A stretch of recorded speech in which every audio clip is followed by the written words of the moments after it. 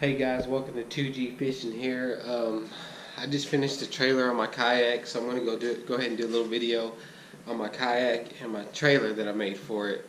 Kind of show you guys what, the setup that I use and, how I move my trailer around. Because at first I was just, had my kayak and I just throw it in the back of the truck, and it gets, with all the stuff I have, it gets pretty tiring, especially at the end of the day when you're tired from fishing all day, trying to load it up. So we're going to start at the back of the boat and then work our way to the front, and I'll show you the trailer, tell you about what I did to it. But let me turn the camera around so you guys can see what's going on here. So, back of the boat, I don't have much of anything. I just have my crate here. My crate, I put two Yak Attack crates together, and I put a bungee on it to keep it latched so it opens up. And what I did a little different from the other guys is, I don't know if you can see right here, a lot of the other guys that make them were using zip ties. And I used zip ties at first, but being out in the sun kind of dried them up, and when I would open my lid they would break off. So I got a really thin bungee cord and I cut the ends off and I just looped it through there. So now it's actually got just a bungee cord run through there, and it's holding up a lot better. And then also these bungee cords that I got strapped down, I actually drilled a small hole, a notch right here, so it would sit down and kind of really hold this crate in place. And I got 4 rod holders right now, but I bought 2 more. I'm going to go ahead and use 2 more to see. And this is just a little bungee cord I put on there to hold the strap down. And then this is my battery box here. It's just a little waterproof box. Drilled a hole in the side here up high so that any water don't get in it. I mean, I'm pretty sure a little bit of water gets in it, but it dries up pretty fast. And all I got is Velcro. It's just stuck with some Velcro. I bought a big pack of Velcro, and everything I got is Velcro, so I can just take it off and put it back on. And my transducer is actually just sitting right here on the side. I do have the Scotty Transducer Mount, which I like it because all I have to do is loosen it up, and see, I can fold it right into the boat. And when I'm ready to use it, I just unfold it, drop it into the water, tighten it up. It came with the gear track. I didn't know it came with the gear track, so I bought 2 gear tracks. I bought a gear track, and then it came with the gear track, so I went in and put 2 gear tracks on it. And but I really like this Scotty Transducer Mount here. The only issues I had with it was that this part here, let me raise it up and you can see, this part here is really thin, so it don't really adapt to all kinds of transducers. And if you look really close here, this transducer mount, I got a Garmin Striker 5CV, and it didn't have a mount that was thin enough, so I had to take this mount here and bend it down to make it work, and then tighten it down. And it was kind of the same way with the Lawrence fish finder I had. That's the only bad part. If they would come out with this part here, different thicknesses, that way it's suitable for all kinds of different transducers. Because with it just being that thick there, like I said, this one here, this bracket here, I had to bend it. I had to bend it to make it work, but it works. And then my seat here, I raised my seat up because it's a lot more comfortable.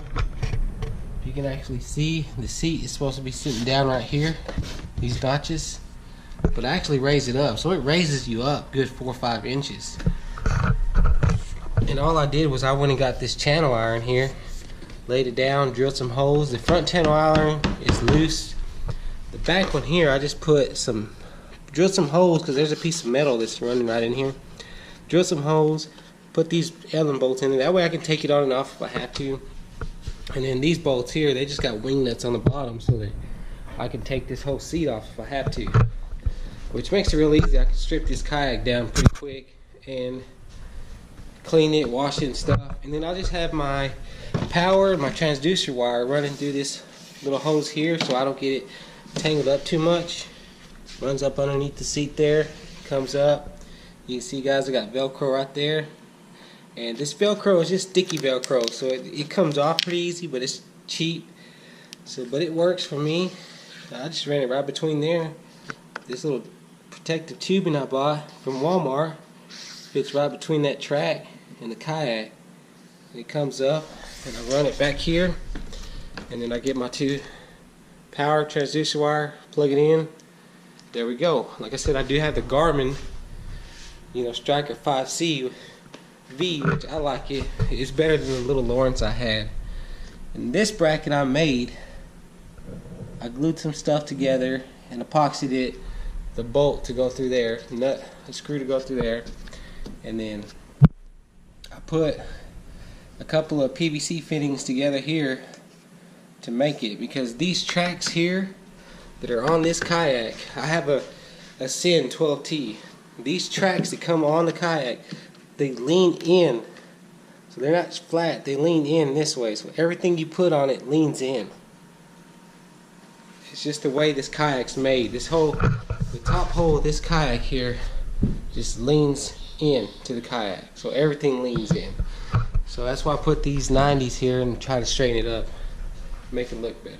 I don't have a lot of stuff. I mean, I put a gear track here because this is where I originally had my fish finder set up, but it was in the way, especially with this wider Garmin fish finder. The Lawrence fish finder was smaller but taller.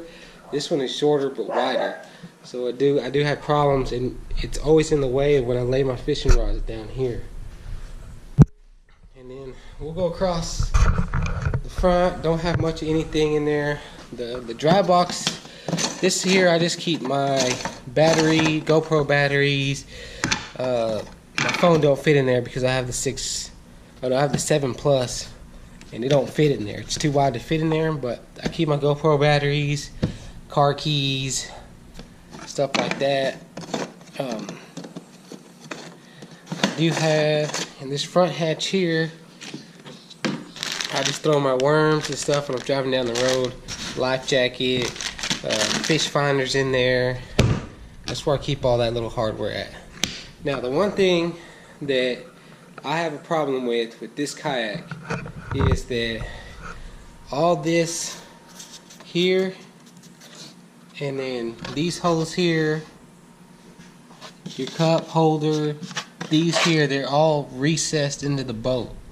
So, when I'm paddling or fishing, like I go home and these things, you can see how dirty they are.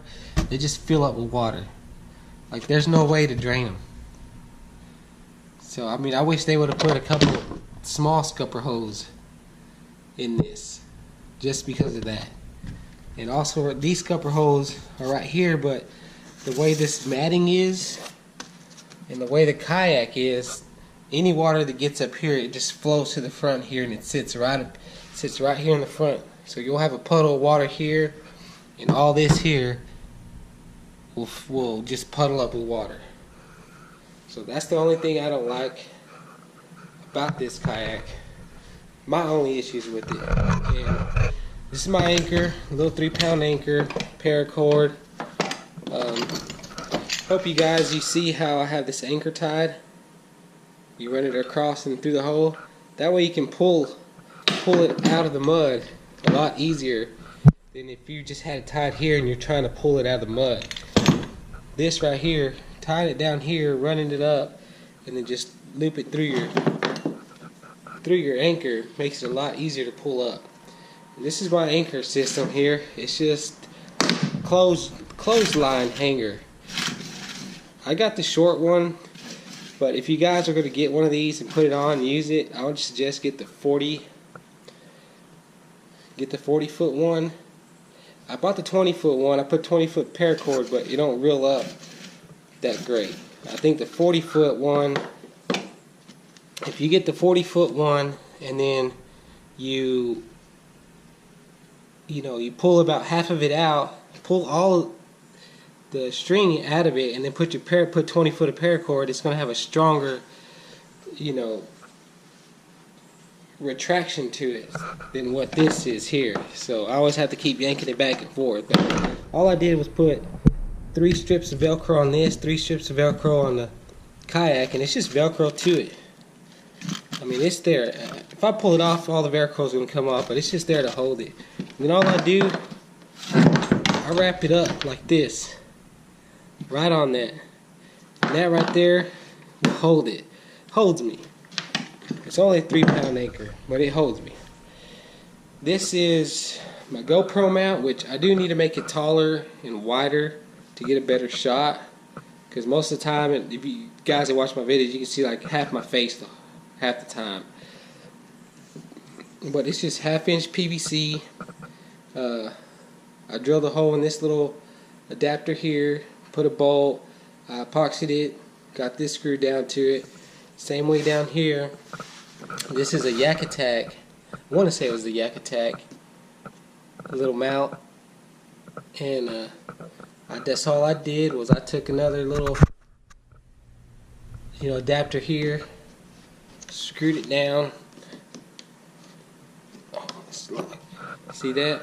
I just epoxied it in there. The nut is epoxied in there. The bolt's in there. And it's just epoxied and glued together. And that's what I use for my GoPro mount. I don't use my fishing rod holders because they stick out at a weird angle. They don't stick straight back. They stick out kind of at an angle. And my other two, I really like this. I really wish I could find these milk crates that were longer. They're the same, you know, 12 inches this way, but if they were about 16 or 18 inches this way, I would like to have some of those. But that's my kayak there, and it's nothing special, but it's the Ascend 12T. Got it about 6-7 months ago. It was my first kayak, and I did a lot of stuff to it. Like I did a lot of work. I did actually make a rod holder for it. You can see it actually over here. But I did not like it because I kept having to reach through the poles to get to my crate. So I just put these, and you know, buy the milk crates. I bought these deals right here for $4 at Academy. See, 4, 8, 12, 16. You can buy the packs that have the 3 in it, but I think it was like 24 bucks. So save a little money, buy them separate. Now onto my trailer here. This is my trailer. You guys can kind of see it right here. It was I think it was 17. No, the kayak's 12 feet, so it's about a 15-foot long trailer. It was a sailboat trailer I bought off a guy for 100 bucks. I stripped it down, cleaned it up, painted it, bought new tires, wheels and tires for it, and all I did was I took a sheet of plywood and I put this carpet on there, and I bought the glue for it, and I just wiped that whole plywood with glue. Hopefully it helped it be a little more water resistant. But I put this carpet on there. It wasn't very hard carpet. You can get it at Home Depot. I think I paid like $8 for a piece that was like 5 by 12. And I put these hooks here like this for the strap. Strap it up across the boat. There's another one here. This one's actually bolted to the trailer frame. That way it's holding the plywood down. Strapped it across the top there. You know, I put these risers on here, right here with the light. That way people can see the trailer, and also these two deals here with this trailer behind my truck. I could not see it at all because it's not very wide. It's really slim, and with these two bars that come up, I could actually see the trailer when I'm backing it down into the water. So, but all in all, got new lights, redid it, so I probably spent maybe 250 bucks making my trailer. Some cans of paint, some carpet, a piece of plywood, a couple new tires, and I bought the trailer for 100 bucks off a guy. Really simple, makes it really easy. I can back this this little trailer all the way up to the water and just slide my kayak right off, slide it right on. The only thing that I do need to do is the front here, put a piece of rubber to hold the kayak like this, because that's the one thing when I'm driving down the road, it will shift to the left and to the right. So I really do need to get a little bracket here, adjustable bracket to sit right there. But all in all, that's my kayak setup. That is my trailer that I built for it. The Ascend really does has nice seats. I really do like this seat. And another reason why I raised it up, because when I was sitting down, my legs were straight out. And the problem I was having is about 2 hours into fishing, I would start cramping up in my legs. So I'd have to try to stand up, which this kayak is not that stable to stand up in. You can if you got really great balance. I don't. So I usually pull up to the shore, get out, to where there's nobody around. That way I can get out, use the bathroom, stretch my legs for a minute, then I get back in. But now that I got the seat raised up, you're actually in a more natural sitting position. So it really reduces the cramping, which I like. So that was a good choice. I've seen a lot of guys that raise their seats like that, and I was a little scared too at first, thinking I was going to be a little more unstable, unbalanced, but no, not really.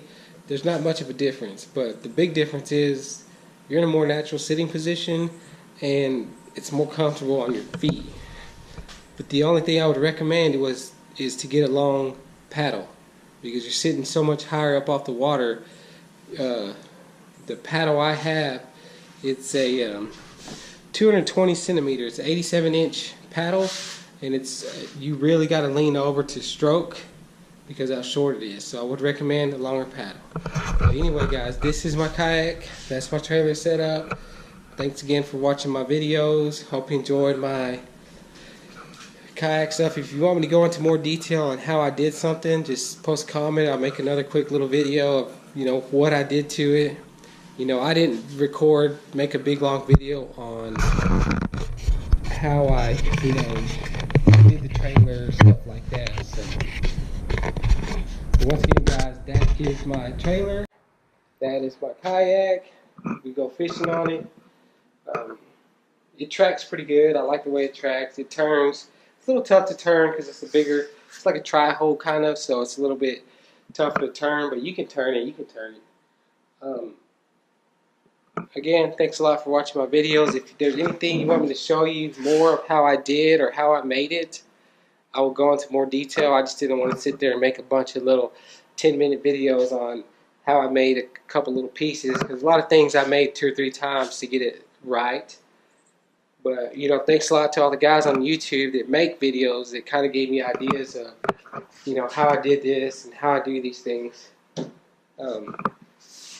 But once again, if you want more detail on something I did, just post a comment and then I'll get back to you guys. Thanks a lot for watching my videos, and I'll catch you on the next one.